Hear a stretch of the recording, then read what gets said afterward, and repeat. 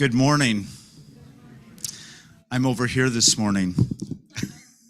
I can see the clock, so I know when it's time to start. It's so nice.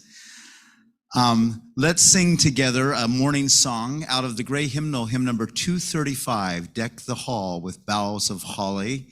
If you're joining us online, you can find the lyrics to the hymn posted in the chat, and I invite you to rise in body and our spirit, and let's sing together.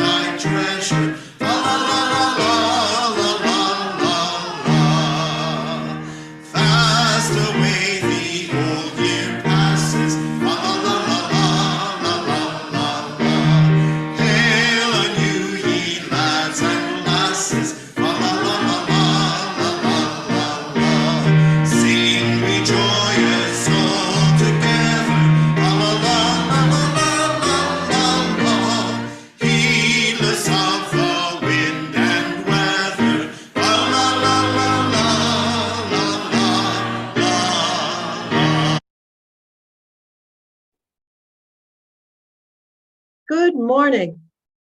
Welcome to the worship service of the Olympia Unitarian Universalist Congregation. We welcome each of you to this celebration of love and to this congregation. The OUUC community is united by the mutual promises and possibilities of our covenant. We envision an interconnected world that is loving, just, and healthy. We commit to live out our mission to welcome and wonder, embrace and empower, bridge and become. We're so glad you have chosen to attend today. My name is Ann Colbury. I use she, her pronouns, and I'm a member of the worship arts team. Leading worship today is our guest, Victoria Poling, our music director, Troy Fisher, and Reverend Sarah Lewis, the Director of Community and Faith Development. Victoria is a Unitarian Universalist minister. She is also spiritual director and environmental justice advocate as a board member at Earth Ministry and Washington Interfaith Power and Light. Victoria lives with her partner David and 4 cats in Kent, Washington on traditional Muckleshoot territory in the Green River watershed. A few details before we begin. The service is being recorded and live streamed on both Zoom and YouTube this morning. For all in the sanctuary, you can see subtitles and read the chat on the screen up front. Please mute your phone so that everyone can enjoy the service. We are a multi-generational community. Children of all ages are welcome in the sanctuary, and there's space with comfy chairs and room to spread out near the doors. We also offer nursery care and a story time program just down the hall in the classroom wing. It takes many hands and to make worship happen each week. Thanks to our ushers and greeters, the kitchen crew, our dedicated tech team and volunteers, and all who contribute in so many ways. After the service, everyone will have the chance to discuss reflection questions offered by Victoria, either in the Commons or if you're online, by joining a virtual coffee chat in the breakout room. There is no activity after the coffee chat today, but please plan to stay after the service next week for time with the OUUC Board of Trustees. There are many events happening at OUUC. from a variety of small groups to our Thursday community dinners and spiritual practice to study and action groups. Please check out the Tuesday electronic update or the church website for the most current information. Now let us open our hearts and minds as we prepare for worship. Welcome, everyone. It is good to be together. This morning and every Sunday morning, we join Unitarian Universalist congregations around the world in lighting a chalice, the symbol of our faith tradition. For those online, please join us in lighting a chalice with these words adapted from Chalice Lightings for Advent by David Breeden. In this holiday season, may we reach for joy inside ourselves. May we give joy to those around us, and may we renew our commitment to offer joy and comfort to our community and the world. May we be joy.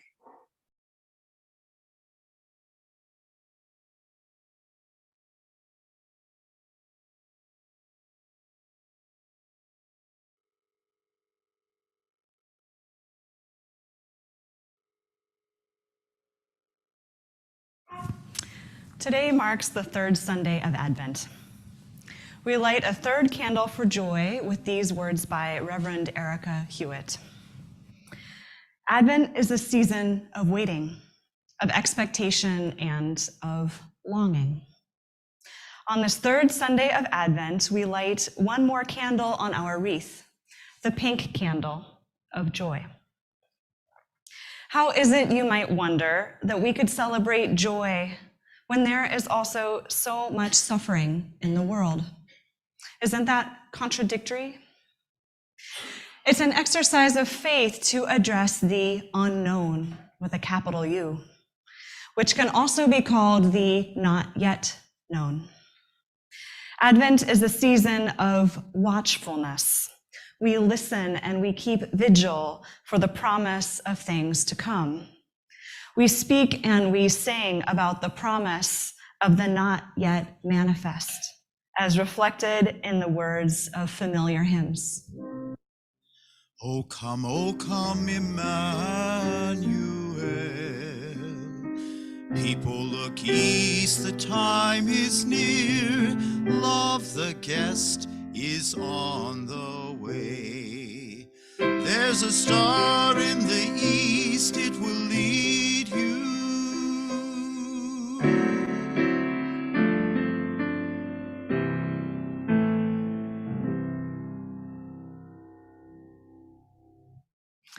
These are the songs of the hopeful, songs of faith. These hymns encourage us to enter and consent to the practice of opening to possibility. Joy is one of the qualities that, if not yet present within us, will come to us in its own time. This light of joy, then, doesn't require that you experience joy now, today, in your immediate surroundings. Instead, it's a reminder to wait for it with faithfulness that overshadows pain and cynicism. May the lighting of this candle bring us patience, grant us faith, and draw us closer to joy. Our opening words today are the lyrics to our hymn, I Know This Rose Will Open, which I will sing to you, and then we will sing it together at the end of our worship service. I know this rose will open. I know my fear will burn away. I know my soul will unfurl its wings. I know this rose will open. Come, let us worship together. Let's sing together, hymn number 346. Come, sing a song with me. If you're online, the words are posted in the chat for the lyrics, and I invite you to rise in body and our spirit. Let's sing together.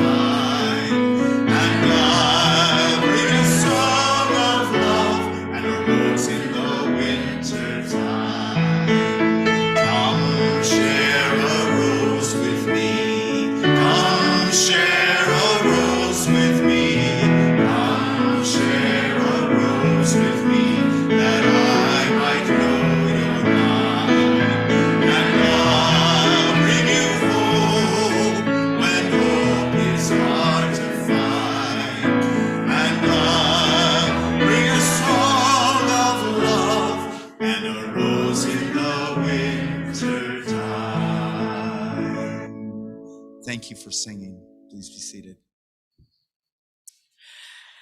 Good morning, all. Our story today is about the 7 wonders of the world. And if you were going to pick something truly wonderful that you think should be one of the 7 wonders of the world, what would that be? If you're online right now, you can put it in the chat. And if you're here in the sanctuary, just shout it out. What would be one of the 7 wonders of the world?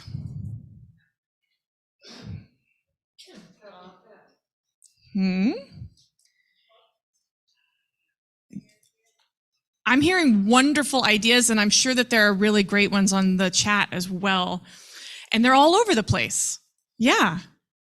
Well, the story is about a class of kids whose teacher asked them this exact same question, to come up with a list of what would be the 7 modern wonders of the world.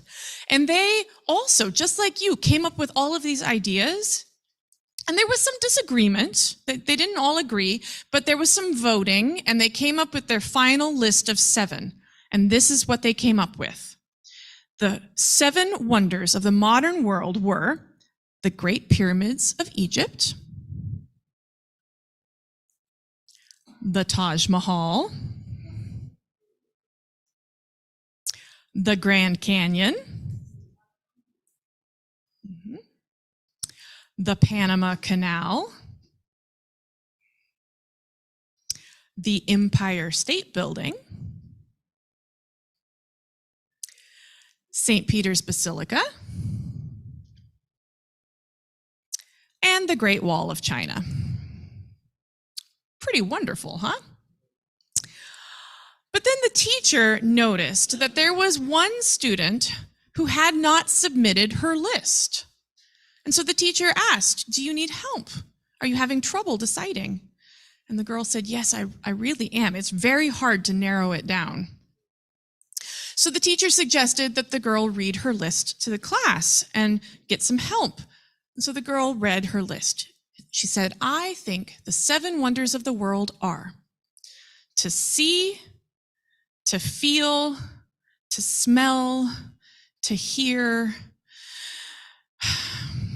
to laugh, to love." Well, you could have heard a pin drop in the classroom. Everyone was so quiet. And truly, it's the everyday things that sometimes we overlook that are truly wonderful. Thus ends our story. Thank you.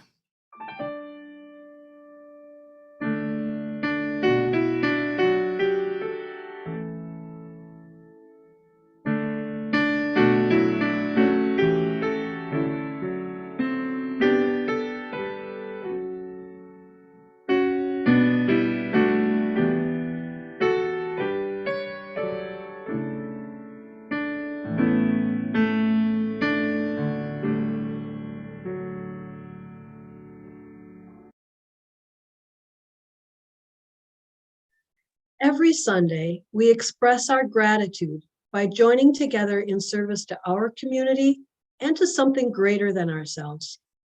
The offering we collect does 2 things. It supports both the ongoing work of OUUC, as do our regular pledges, and also an organization that serves the larger community in harmony with our Unitarian Universalist values. Our Share the Plate recipient for the months of November and December is Olympia Books to Prisoners. Here's a short video explaining their important service.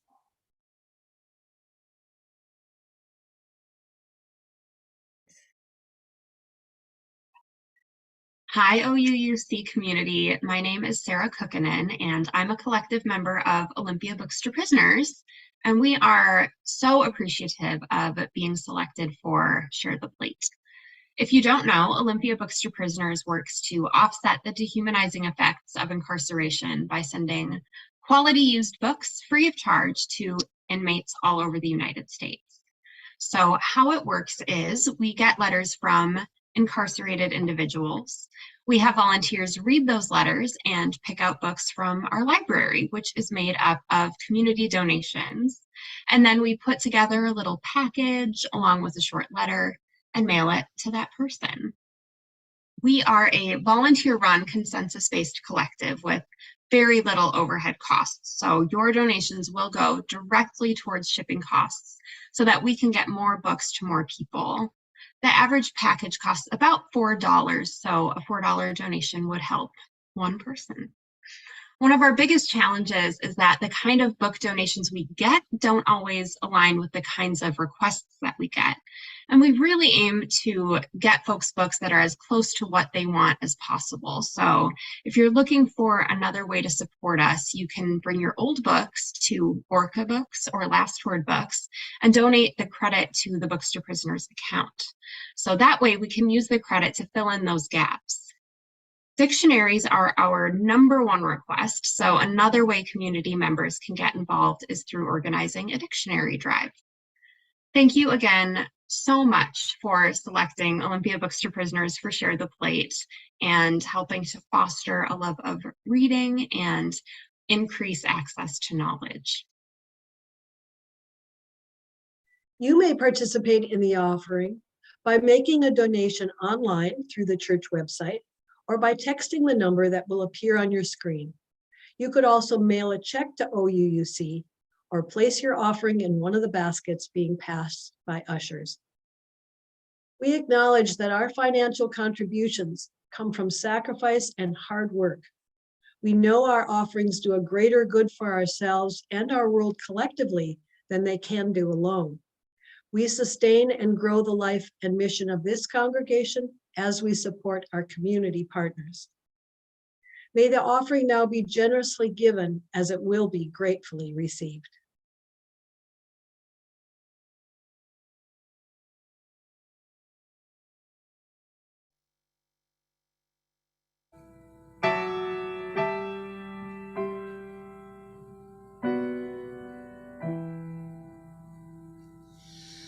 Hey there, you, shattered in 1,000 pieces, weeping at the darkest nights.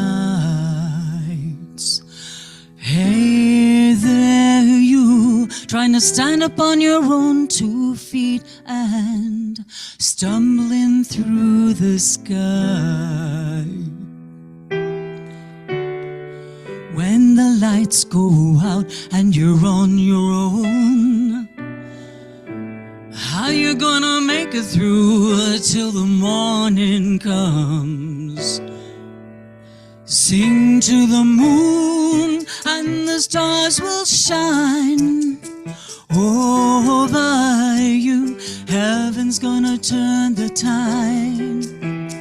Sing to the moon and the stars will shine over you, lead you to the other side. Hey there, you, looking for a brighter season. You need to lay your burden down. Hey there, you, drowning in a helpless feeling, buried under deeper ground. When the lights go out, it's a waiting game. Never gonna see a day when your world will change.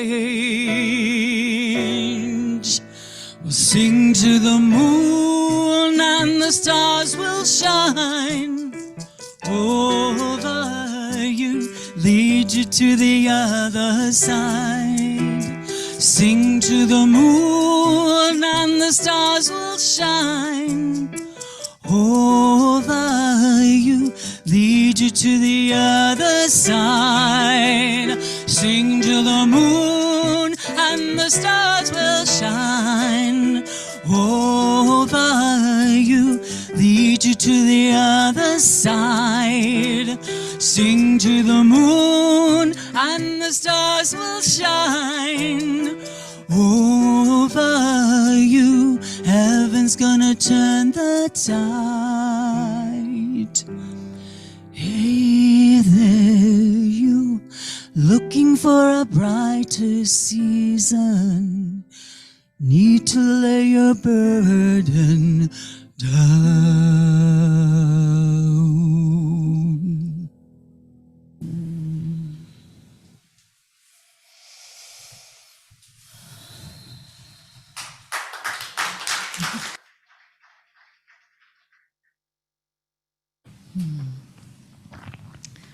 Thank you for your generous gifts, for you, your generous gifts.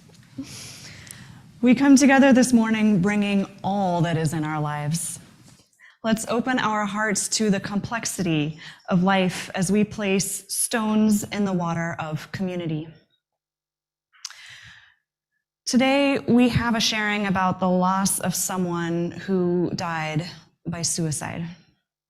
And the family and friends of this person hope that in openly sharing this, they can chip away a little more at the stigma our society still places around common issues of mental health and remind others who may be struggling that none of us are alone here. If you or someone you know is having thoughts of suicide, please do reach out to someone you trust or call 988, the new 3-digit dial code for the National Suicide Prevention Lifeline, for immediate and free confidential support. And please remember that there are also pastoral care team members present to offer support on site and online today. You will hear a drum beat as we share today. It brings into our awareness that our individual hearts beat, and together we create the heartbeat of a community. Right now, I invite you to take a breath as we open our hearts to receive the complexity of all that is in our lives and our communities today.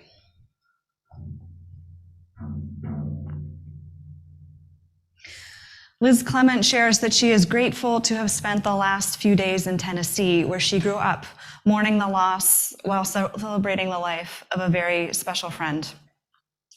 Julie Van Valkenburg was Liz's bonus mom and a beloved member of the local community theater family, whom Liz credits with helping to raise her. Julie was a light to all who knew her. She also struggled, and she died by suicide last week. Liz, we extend our hearts to you and to Julie's family and friends as you mourn her loss and celebrate Julie's life. For those of you online, I invite you to share from the heart by entering your sharing into the chat. This is the time for you to share all that you wish, joys and sorrows and whatever else is residing in your heart. And those here in the sanctuary can see your sharing on screen. For those of you in person today, you can see our setup is a little bit different. I'll invite you to come forward from these 2 rows, and then we'll rotate around counterclockwise to come back to our seats in the back. If there's something you would like to bring into this community, you may place a stone into the water as you hold your sharing in your heart. Let us hear the heartbeat of our community and reach out our hearts in love and care to all those who share. You're welcome to come forward.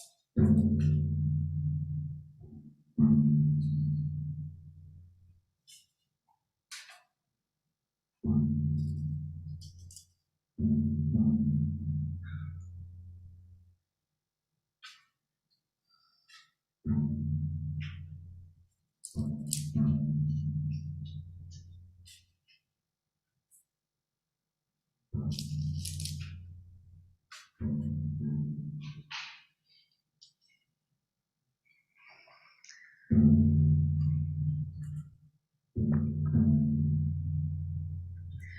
place a final stone in the water for all that has been shared online, shared from the heart, and for all that we hold in our hearts and that remains unspoken.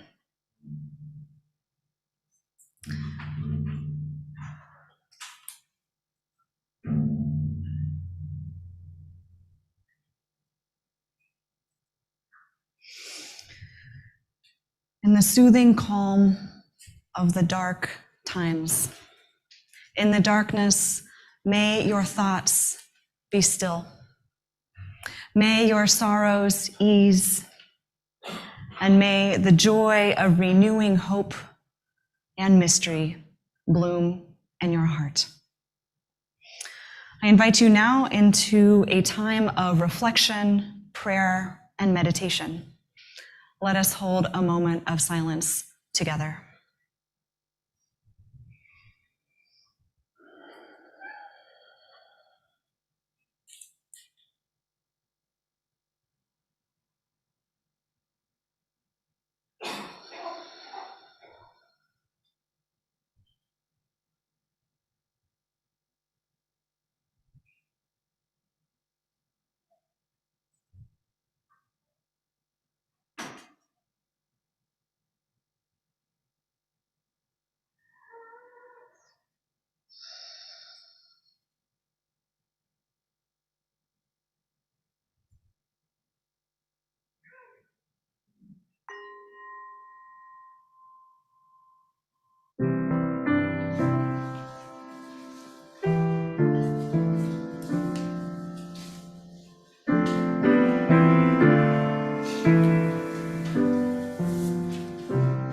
I invite you to remain seated and let's sing together. Hymn number 55, Dark of Winter.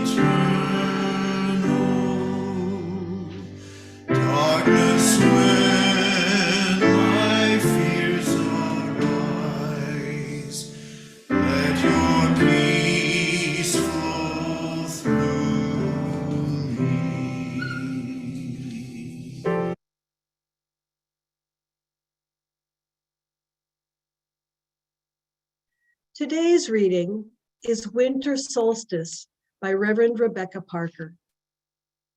Perhaps for a moment, the typewriters will stop clicking. The wheels stop rolling. The computers desist from computing, and a hush will fall over the city. For an instant in the stillness, the chiming of the celestial spheres will be heard, as Earth hangs poised in the crystalline darkness and then gracefully tilts. Let there be a season when holiness is heard and the splendor of living is revealed. Stunned to stillness by beauty, we remember who we are and why we are here. There are inexplicable mysteries. We are not alone. In the universe, there moves a wild one whose gestures alter Earth's axis toward love. In the immense darkness, everything spins with joy. The cosmos enfolds us. We are caught in a web of stars, cradled in a swaying embrace, rocked by the holy night, babes of the universe. Let this be the time we wake to life, like spring wakes in the moment of winter solstice. This ends our reading.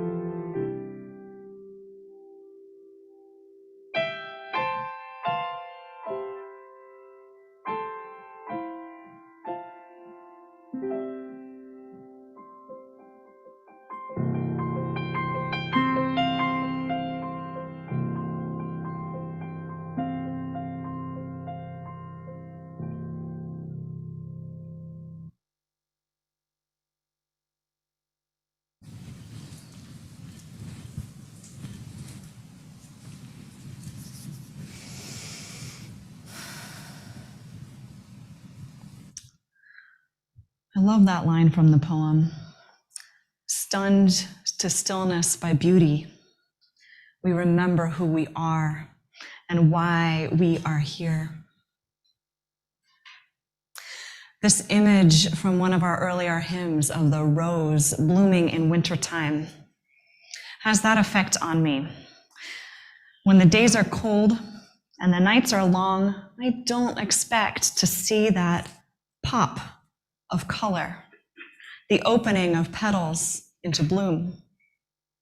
The blooming rose seems so unlikely, so improbable and strange.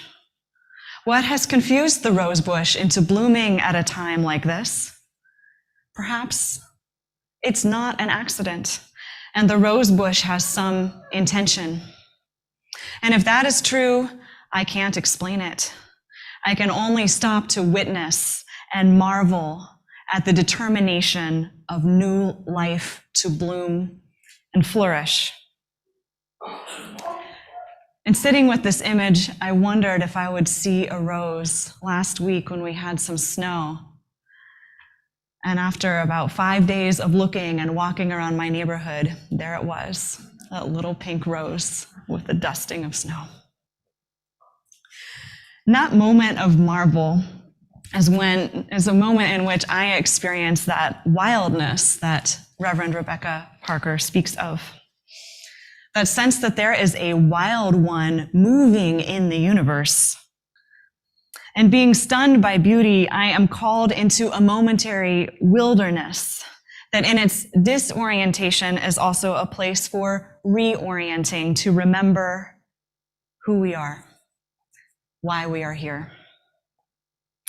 That winter rose reminds us that we depend on the life energy of wildness and surprise to turn away from the light,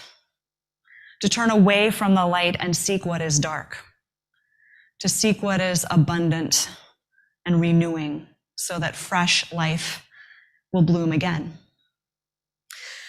And this time of year, we celebrate holidays that speak of miracles, arriving in the darkness of Earth's winter, in the resting time. This week is the third week of Advent, a season of anticipation in the Christian tradition of the birth of a holy child who will bear a light to the world. Next week, in the Jewish tradition, Hanukkah will begin, a celebration of the miracle that after the Maccabees fought off the Hellenic Empire, there was one jar left of untainted oil in the Temple of Jerusalem. This oil, which should have lasted only one day, lasted 8 days and kept the menorah lit. And in these short days in the Pacific Northwest, right here, we anticipate the coming solstice, the ordinary annual miracle of the turning of the year, when the days will grow longer again. Now I'm noticing that I have two particular feelings about miracles. And one is that I've always struggled with the idea of a miracle. Being science-minded, raised in a family of evidence-based researchers and teachers, that idea of a miracle is not one that I have been culturally easily able to accept. And at the same time, the small child in me who loves the winter holidays with abandon delights in magic, the unexpected, improbable, the miraculous. I love that magical feeling of peace and wonder, of pausing and lighting candles and plugging in strands of twinkle lights. That beauty reminds me who I am, a human being with ever more life experience at the turning of the year. And that one of the blessings of life experience is to become ever more capable of holding the all of it, the paradox, that there can be evidence of miracles when I allow myself to be both open to the awareness of what is, to observe clearly that there is actually a rose blooming in the wintertime, and to the delight of the imagination of what could be. To become ever more capable of holding an awareness of light and dark together, like the yin-yang mandala, the symbol of Taoism, where that small dot of the yang light is present in the largest field of the dark yin, and vice versa. A symbol that represents the paradox that one does not exist without the other, and that both are necessary. Light for awakening and growth and expansion, and dark for releasing and quieting and coming to a peaceful rest. The times when I long most for peace, I know, are when I am in the heat of a fiery conflict, pushing back against the micro and the macro aggressions of empire thinking and being within myself and in relation with other people. And I draw strength at times like that from the Hebrew scriptures and the story of Hanukkah, the struggle of the Maccabees to fight off an empire and to restore their spirits after the loss and destruction by reclaiming the oil in the temple as holy. What I struggle to remember, though, is that in times of sustained peace, I also have a tendency to stir up a little bit of friction, a little bit of holy chaos. And I'll admit I didn't know this very well about myself until I observed this behavior in my cats. They're very good teachers. The youngest ginger cat, Aki, will occasionally swipe at Sylvester, who is older and smarter, as he walks by. So Aki often ends up whimpering in a corner to get away and to get my attention. He needs stimulation, though. Boredom isn't good for him. He's young.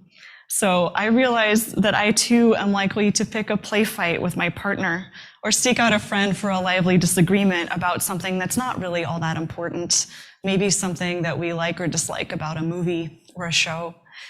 But it's that sparring that energizes and engages us. And I think these behaviors come from a genuine need for necessary conflicts that create growth and trust and intimacy as they are resolved. Perhaps you can see yourself in this description. Peace and conflict go together.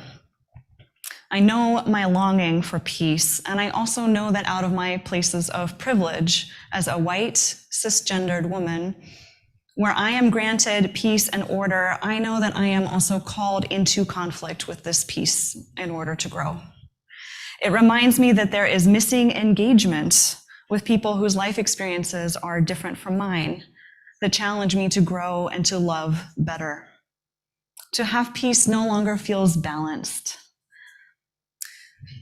This time of year, I tend to get somewhat self-reflective, and I have been looking back on my younger adult life and remembering that more than anything, I wanted balance, especially work-life balance. At that time, I was becoming myself and stretching to learn my capabilities, and also encountering limitations in the world. And as a middle-aged adult, I'm still becoming myself, but it feels different. More like a dance where there is shifting from pause to movement, listening and noticing in what direction that movement is going, initiating a response, inviting someone towards me, moving towards, all while staying in touch. Peace, to me, now feels like learning to seek refuge in the pauses between the movements, much like music is music because there are pauses between the phrases that give shape to that expression. In relationships with others, we develop trust that we can lean into each other with someone who leans back and hold a pause. A few weeks ago, I was traveling and I had some opportunities to notice the everyday miracle of refuge that people create. People created for me. I got on a plane to visit a friend before the anticipated rise in colds and flu and COVID. And I recognize my privilege in that. And some of us are not able to fly anymore, and some of us are reevaluating whether flying feels responsible. These are complex choices and situational. So I want to tell you the story simply because travel offered me some insight into a kind of growing faith I'm experiencing in the ordinary miracle of refuge. I flew to Chicago, and I got on a train to South Bend, Indiana, where my friend lives and works at Notre Dame University in campus ministry. It snowed, and by the time she picked me up at the train station that night, there were a good 5 or 6 inches on the ground. I was so grateful for her skillful snow driving. She's from the Midwest. She knows what to do. Some of you are chuckling. I'm sure some of you are from the Midwest and you know what to do. These days for me, there's nothing so vulnerable as being a passenger in a car and driving in snow, as I was in car accidents last year involving those two situations. So in that moment, her skillful driving created a space of refuge, a place of trust, and I could allow her to drive. That feeling of knowing that she could handle the road and the situation and get me somewhere to have a nice dinner and a good night's rest, and we could catch up on months of overdue conversation, that just gave me a deep sense of peace and of refuge. And I hope for a friendship for you like that. Refuge in these moments is the sense that someone's got this. Someone has my back. Someone is with me, making me feel at home on the road or whatever situation I find myself in. In the isolation of pandemic, when in-person friendship has been hard to find, like a rose in the wintertime, I turned to researching my ancestors as a practice, to have stories of other people who I could lean into, to have my back, to know their religious stories and experiences. They are teachers whose memories I keep close as I leave the house and face risks ahead of me and the unknown of the day. Or as I sit in my home office and open my email and face the risk of what might come into my inbox. Will it be peace? Will it be conflict? Or some of both today? Back home in my usual routine, I was surprised how travel had become a refuge for me. I'm used to thinking of my home as my sanctuary, a place where I can withdraw to my altar and light my candles to honor my ancestors, speak out loud all of the things that are unresolved in my heart. where I can be silent and stretch and sit, and for a moment choose not to engage the world around me, other than this one tiny space. And miracle of miracles, it is often the case that by relaxing and calling on the memories and stories of loved ones and those who I trust, I am better able to come back to my desk and see a new angle on something I've been struggling with. So that spiritual practice is an everyday refuge. In the Buddhist and the Christian traditions, there are practices of seeking refuge in religious ancestors, in the Buddha, or with Christ in the world. And as a Unitarian Universalist, I seek refuge in covenanted relationships with other people, in the here and now. My Catholic friend who I went to visit would say, of course, that's because the light of Christ is in every person. And it seems we both experience the refuge of being held in this way, through our own lenses, in different lifeways and ancestral stories. Though I was raised as a naturalist and humanist, I've grown ever more appreciative of those who hold dearly to the peace of Christ, the refuge of the Buddha, and the harmony of the Tao, and the many other ways in the world religions in which people find peace and refuge.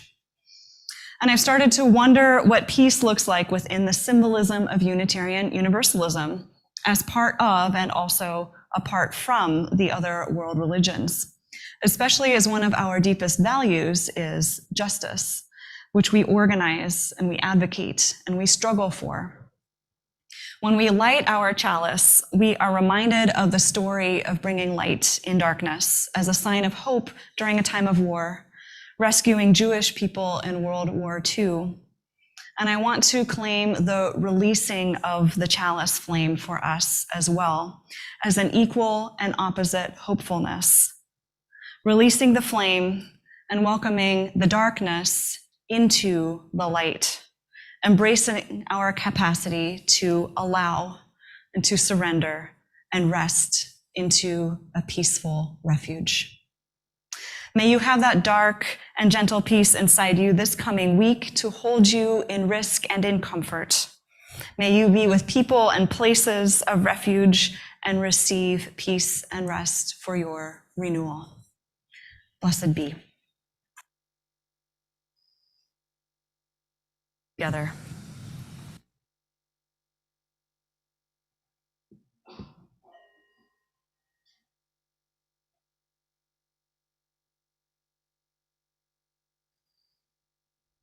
Let's sing together hymn number 396. I know this rose will open. I invite you to rise in body and or spirit and join us online if you want to with the lyrics posted in the chat.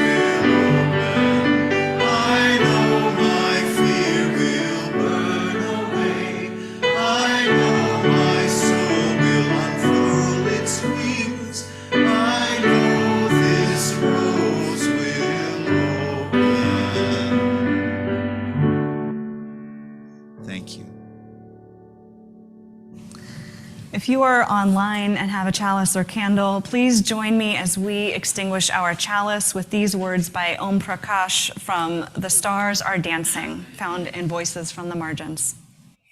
Do not sit alone in the dark while creation sings three-part harmony. Dance, my friends, dance wildly in here as the beloved turns your soul to light. May we move in peace. Let's join together in singing our unison benediction.